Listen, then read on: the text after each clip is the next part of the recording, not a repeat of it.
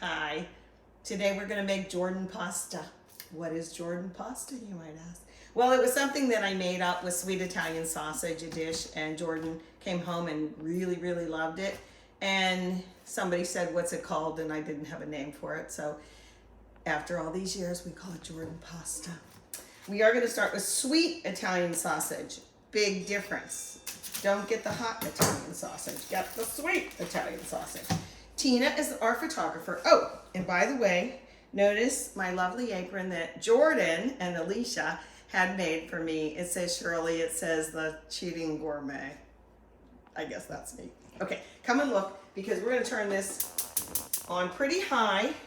And what we're going to do, yes, my hands are washed. That's an always. This is in a casing. I don't want to just fry it like that, like you would for a sausage sandwich or put in a slow cooker or something. I'm going to squeeze it in the middle and twist that casing, and then this sausage meat just pops out, okay?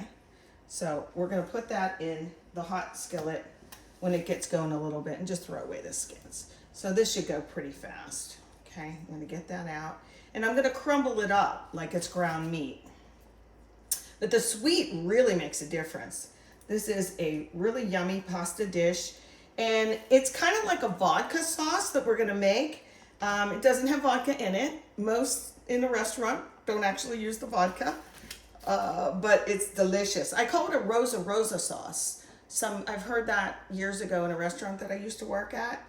And it's like half tomato sauce, like spaghetti sauce or gravy, and some cream in there, or half and half in this case. So let's get this in here. Get that going. No, I don't even need any oil. Let me wipe my hand real quick. And I have a cute little tool I forgot about, Tina. My ground meat breaker upper. I think that's the official name. Okay, so we're just going to get it going a little bit. And we're going to add peppers, bell peppers in this case. You can use red peppers, green peppers, but it should be a not hot pepper unless that's your preference. Actually, I've done all types. So that's going to get going, and then we're going to chop some peppers up, okay?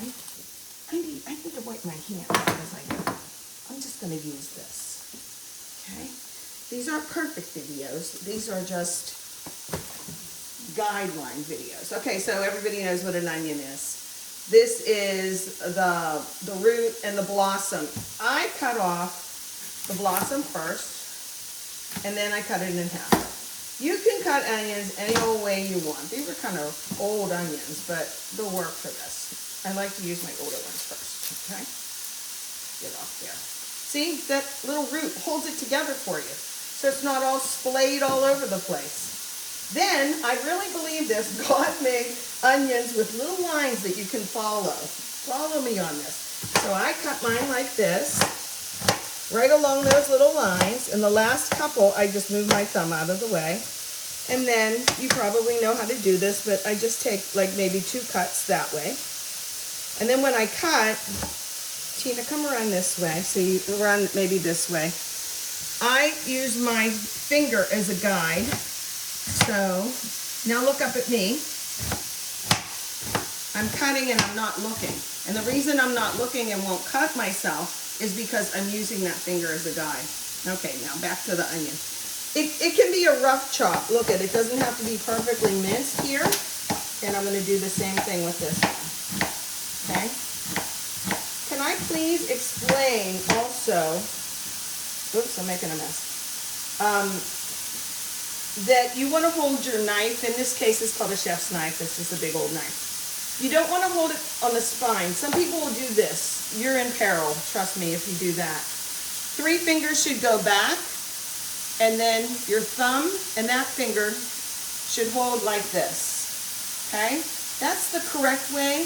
And everybody gets used to a way of doing things, but I'm glad that I know how to do that because you've got to be really careful. This hand is actually in more peril than this hand if you're holding your knife correctly. So I'm just going to go ahead and do this real quick.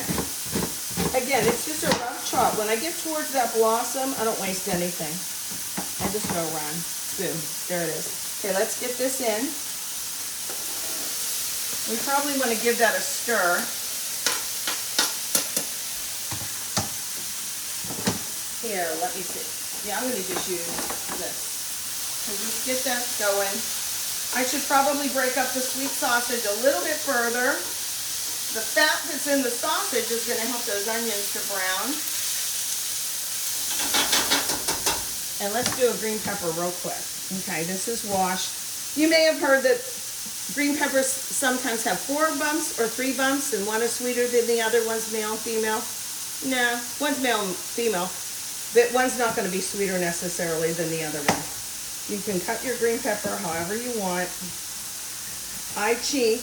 I'm the cheating gourmet, so I go pretty fast and get rid of that. I'm going to cut these a little bit larger than I did the onions because we don't want them to totally disintegrate in our sauce, in our Rosa vodka sauce.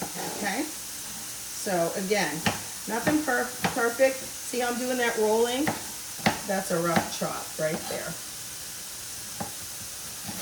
I roll it that away, almost to the end. Get your fingers out of the way. Notice how I did that? This will dull your knives. This will not. So when you put it in, maybe use that side of the blade. Okay, this has got to cook now. Come on, y'all. And I will tell you why I'm making Jordan pasta.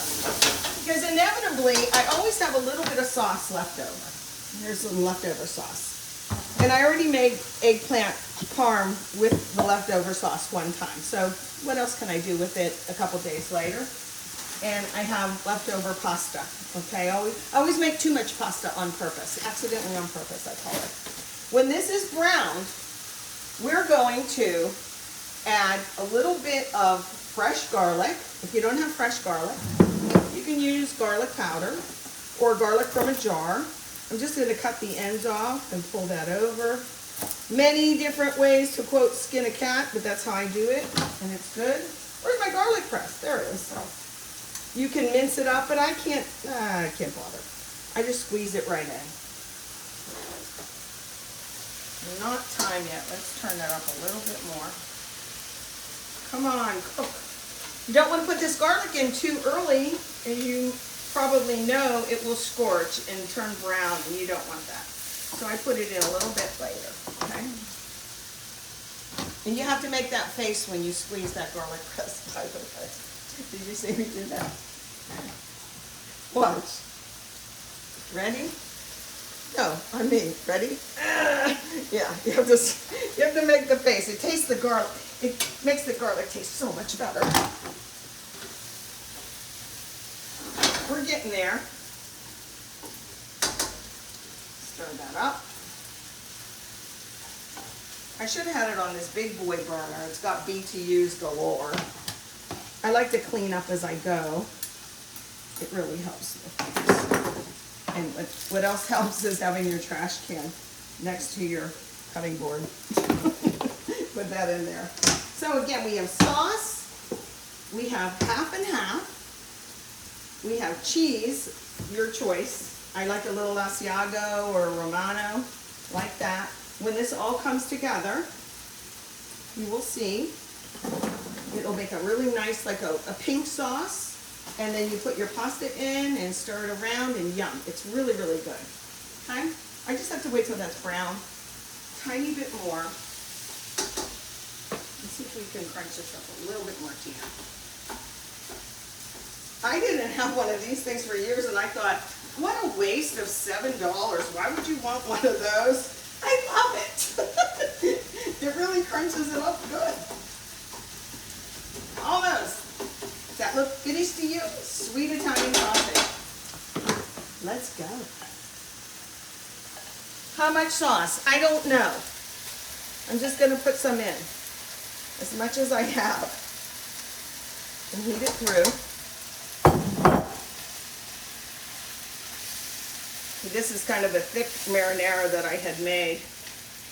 So, we're going to add some of the cream in now, and then it'll stir a little better for us. I like regular half and half. That looks like a lot, doesn't it? But it's not. It's looking pink. Looks kind of weird actually, but it's so delicious. After this is just a little bit warmer, I'm going to add that pasta in now. Here's our pasta. I'm not going to add this whole bag. This is almost a whole pound. You just judge. I pinch it in half if I want half. How about that? That looks like half. Get in there. This is my Shirley way of measuring. Okay. I definitely am going to need a little bit more cream and lots of cheese. Tina, you going to eat this with me? Absolutely. All right. You like cheese too, right, babe? Yes. Okay, get in there. Okay, here we go with a little bit more half and half. I got to make it pink. I made this for a big crowd once, and they thought it was going to be spaghetti. And they're like, how did you make that spaghetti? I'm like, oh, put green pepper in my spaghetti. That was called Jordan pasta. Don't you know anything? Okay, let's finish with some cheese. I'm going to grate some cheese this time, okay? Nothing like a good grated cheese. And roll this like so. It'll melt in there, and of course you have some cheese at the table for garnish. People who really like the extra cheese. My mother, we would buy a chunk of Romano, which was like really special in our house. We didn't have a lot of money. I remember her slicing off little pieces and eating it. And it was like when you were a little girl, it's like really strong. And I'm like, ooh, Mom, how can you eat that? But I should have known she would like it because my mother's real name, she was known as Nancy, but her real name was Annunziata Mancuso. So there's that. So let's melt this cheese in. And can you believe, my marinara was, like I said, real thick and real red. We're going to add a tiny bit more of this and make that sauce some pink sauce. And I will let this simmer a bit. You can use your salt and pepper. Have some nice garlic bread. And really, that is Jordan pasta.